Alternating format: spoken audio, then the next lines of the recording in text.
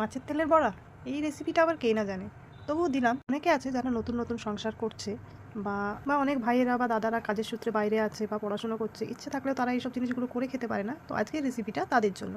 আমি এটা কাতলা মাছের তেল নিয়েছি। আমি 1 কেজি মাছ নিয়েছিলাম, তার মধ্যে থেকে এইটুকুনি তেল বেরিয়েছে। তো আমি ভালো করে তেলটা ধুয়ে ছোট ছোট পিস করে কেটে নিয়েছি। তারপর একটা প্লেটের মধ্যে কাটা তেলগুলো নিয়ে নিয়েছি, আর নিয়েছি 50 গ্রাম মতন বেসন, একটু নুন, একটু হলুদ, আর দিচ্ছি কুচনো পেঁয়াজ। বেশ অনেকটাই পেঁয়াজ দিয়েছি আমি এখানে, আর দিচ্ছি কুচনো কাঁচা লঙ্কা।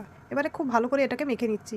আমি কোনো জলের ব্যবহার করছি না, যেহেতু তেলের গায়ে অনেকটা জল আছে, ধুয়ে নিয়েছিলাম তাই। তো সেটা দিয়েই মাখা হয়ে যাবে, আর যদি লাগে তাহলে একটু হাতে জল নিয়ে ছিটে দিয়ে আমি মেখে নেব। এবারে তেলটা মাখা হয়ে গেছে, কড়াইয়ে সর্ষের তেল গরম করে তেলের উপরে বড়ার আকারে কেটে কেটে দিয়ে দেবো। মিডিয়াম টু লো ফ্লেমে আমি বড়াগুলো ভেজে নিচ্ছি। তো এক পাশ হয়ে গেছে, আর এক পাশ উল্টে দিয়েছি, আর একটু চেপে চেপে ভেজে নিচ্ছি।